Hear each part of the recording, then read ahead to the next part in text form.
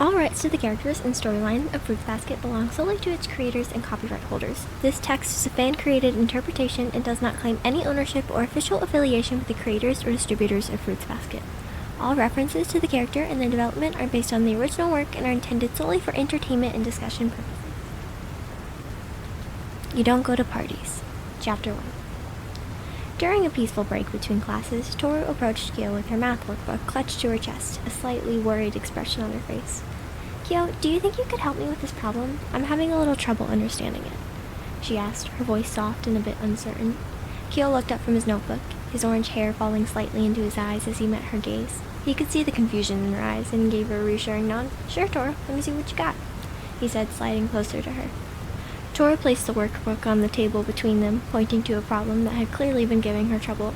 I understand the first part, but after that, I get a bit lost, she admitted, her brow furrowed in concentration. Kyo leaned in, his eyes scanning the equation. Okay, so you got the first part right. Now you just need to distribute this and then combine like terms, he explained, his voice calm and patient as he walked her through each step. Tohru watched intently, her pencil hovering over the page she tried to follow along. Oh, I see now. I think I was just overcomplicating it, she said, a small smile of relief crossing her face. Yeah, it's easy to do that, Kyo replied, glancing over at her with a slight smile of his own. But you're doing great. Just take it step by step. Just as Tohru was beginning to understand the problem, two familiar voices interrupted the quiet moment. Hey, Kyung, Hiroshi's voice rang out from across the courtyard, full of playful energy. Kyo's expression instantly shifted from calm to pretend annoyance. He rolled his eyes and sighed, turning to face the two approaching figures. What do you want? He asked. Hiroshi and Yuzuki, his two closest friends, strolled over with mischievous grins plastered on their face. We can't just say hi to our best bud, Yuzuki teased, nudging Hiroshi with his elbow. Or are we interrupting something important? He added, his eyes flickering to Tohru with a knowing smirk. Kyo's face heated up slightly, and he opened his mouth to retort, but before he could, Tohru looked up from her notebook with a cheerful smile. Hello, Hiroshi, Yuzuki. She greeted them, her voice polite and sweet. It's nice to see you. Yuzuki chuckled. Nice to see you too, Honda. Oh, Kyon here isn't boring you with all that math talk, he joked. Tohru giggled, softly shaking her head.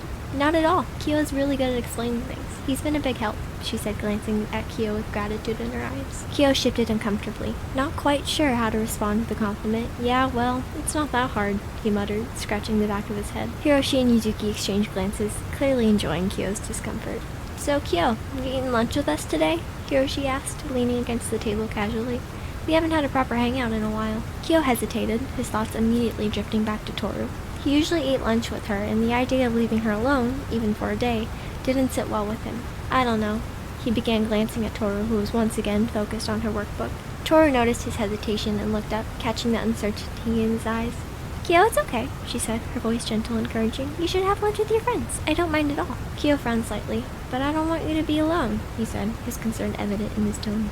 Tohru shook her head, her smile warm and reassuring. I won't be alone. Hana-chan and Ula-chan will be there with me. You don't have to worry, she assured him, her eyes shining with the characteristic kindness that always seemed to put him at ease. Kyo looked into her eyes, feeling the warmth spread through him again. It was impossible to say no to her when she looked at him like that. Are you sure? He asked, still a bit reluctant. Tohru nodded, her smile widening.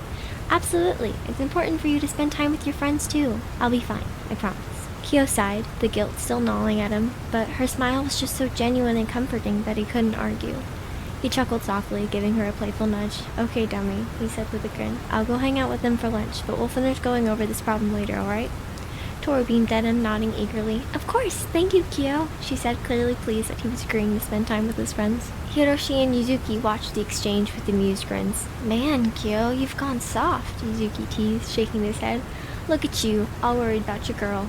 Kyo rolled his eyes, so there was a hint of a smile on his face. Shut up, he said, but his tone was light, lacking any real bite. He wrapped an arm around Tohru's shoulder in a casual but affectionate gesture. It's not possible to stop worrying about her, he added quietly, more to himself. Tohru blushed slightly, but stayed focused on her math problems, feeling the warmth of Kyo's arms around her. Hiroshi and Yuzuki exchanged exaggerated eye rolls, which only made Kyo chuckle. As they began to walk away, Kyo couldn't resist glancing back at Tohru one more time. Her head was bent over the workbook, her pencil moving as she continued working on the problems. The sight of her, so focused and determined, made him smile. Just before he turned back to his friends, Kyo caught Toru's eye, and she gave him a quick, encouraging smile. It was such a simple gesture, but it made him feel so reassured. Hiroshi and Yuzuki, noticing his distraction, laughed. "Come on, Kyon, don't go getting lost in your thoughts again," Hiroshi said with a grin. "We've got a lunch date later, remember?" Kyo rolled his eyes, but couldn't help the smile tugging at his lips. Yeah, I'm coming," he said, giving Toru one last look before heading off with his friends. And as he walked away, he couldn't shake the feeling of guilt entirely, but knowing that Toru was okay with it made it easier. After all, her smile was more than enough to put his mind at ease. As the bell rang for lunch, Kyo turned to Toru with a soft look in his eyes. "Come here," he said, pulling her into a gentle hug. She leaned into him, her face nestled against his chest as she felt the steady beat of his heart. His arms wrapped around her, holding her close, as if he didn't want to let go. Kyo pulled back slightly, just enough to see her face, and carefully brushed a stray strand of hair out of her eyes. His touch was tender, almost reverent. "Make sure you eat something, okay? Don't get too distracted by talking," he murmured, his voice warm with concern. Toru smiled up at him, her eyes bright with affection. "I will, Kyo. You don't have to worry about me," she reassured him with a light giggle. Kyo's expression softened even more as he leaned down and placed a soft kiss on her forehead. "I love you," he whispered, his breath warm against her skin. Toru's heart fluttered at his words, her cheeks tinged with a rosy blush. "I love you more, Kyo," she whispered back, her voice barely audible. Kyo lingered for a moment, his forehead resting against hers before reluctantly letting her go. "See you later, okay?" he said, his voice a little gruff as he tried to mask his reluctance to leave. "Okay," Toru replied, smiling as she watched him walk away with Hiroshi and Yuzuki, who were waiting by the classroom door. Kyo turned back once more, giving her a small wave, which she returned with a bright smile. Toru gathered her things and made her way over to Uotani and Hanajima, who were chatting near the door. They both looked up and smiled as she approached. "Hey, Toru," Uotani greeted her, her usual tough girl demeanor softened by her affection for her friend. "Hi, Uo-chan, Hana-chan," Toru said cheerfully. "I was wondering, would it be okay if I ate lunch with you two today?" Uotani and Hanajima exchanged quick glances, their smiles fading slightly.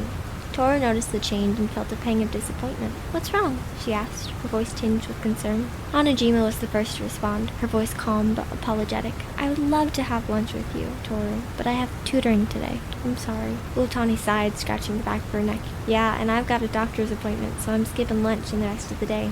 Sorry, Toru." Toru's shoulders slumped slightly, but she quickly forced a smile. "Oh, that's okay. I understand," she said, trying to sound as upbeat as possible. "You both have important things to do." Uotani frowned and pulled Toru into a tight hug. "I hate to leave you hanging, Toru. We'll make it up to you tomorrow, okay?" Hanajima stepped forward and hugged Toru as well, her embrace gentle but firm. "We'll definitely have lunch together tomorrow," she promised, her voice soft and sincere. Toru smiled and hugged them back, grateful for their support. "Of course, don't worry about me," she assured them. After saying their goodbyes, Toru watched them leave the classroom, feeling a slight pang of loneliness. She had been looking forward to spending lunch with them, especially since Kyo was with his friends today. She sighed softly, deciding to head up to the rooftop, hoping to find a quiet spot to eat alone. When she reached the rooftop, she was surprised to see Yuki and Machi sitting together, quietly eating their lunches. Yuki's expression was calm and serene as he talked to Machi, who was listening intently with a small smile on her face. Toru hesitated at the entrance, unsure whether she should join them or not. She knew how rare it was for Yuki and Machi to have some time alone together, and she didn't want to intrude. She considered leaving and finding somewhere else to eat, but before she could make up her mind, Yuki noticed her standing there. "Miss Honda?" he called out, setting his bento box aside as he stood up, his silver eyes filled with concern. "What are you doing up here? Don't you usually eat with Kyo downstairs?" Toru smiled shyly, her hands clasped together nervously. "Kyo is eating lunch with his friends today, and Uo-chan and Hana-chan were busy," she explained, trying to keep her voice light and cheerful. Yuki's brows furrowed slightly, a hint of worry in his expression. "So, that means you don't have anyone to eat lunch with?" he asked gently. Toru quickly shook her head, waving her hands dismissively. "Oh no, it's okay. I don't mind eating alone," she insisted, trying to downplay the situation. "I was just going to find a quiet spot." Before she could turn and leave, Machi spoke up, her voice soft but firm. "Would you like to eat lunch with us, Toru?" Toru blinked in surprise, not expecting the invitation. She smiled warmly at them, but hesitated. "Thank you, but I don't want to intrude. You two probably want some time alone." Yuki shook his head, a gentle smile on his lips. "Nonsense, Miss Honda. You never intrude. We'd be happy to have you join us." Machi nodded in agreement, her own smile shy but sincere. "Yes, I'd really like to get to know you better, Toru." Toru's heart swelled with gratitude at their kindness. "Thank you so much," she said, her voice filled with warmth as she walked over and sat down beside them. As they ate, the conversation flowed easily between Yuki and Machi, with Toru listening contently. About 5 minutes later, Manabe appeared on the rooftop, his lunch in hand and his usual playful grin in place. Hey, Yuki, Manabe greeted, giving Yuki a playful slap on the back, causing Yuki to roll his eyes. Mind if I join you guys? Yuki sighed but nodded. Sure, Manabe. Manabe's eyes quickly landed on Tohru and his grin widened. Honda's joining us today, huh? He said, looking her up and down briefly before sitting down. The more the merrier. Tohru blushed slightly, feeling a little uncomfortable under his gaze, but she smiled politely and nodded. Yes, if that's okay. Of course it is, Manabe said, waving off his concern. Then, with a teasing tone, he added, don't you usually eat with your boyfriend?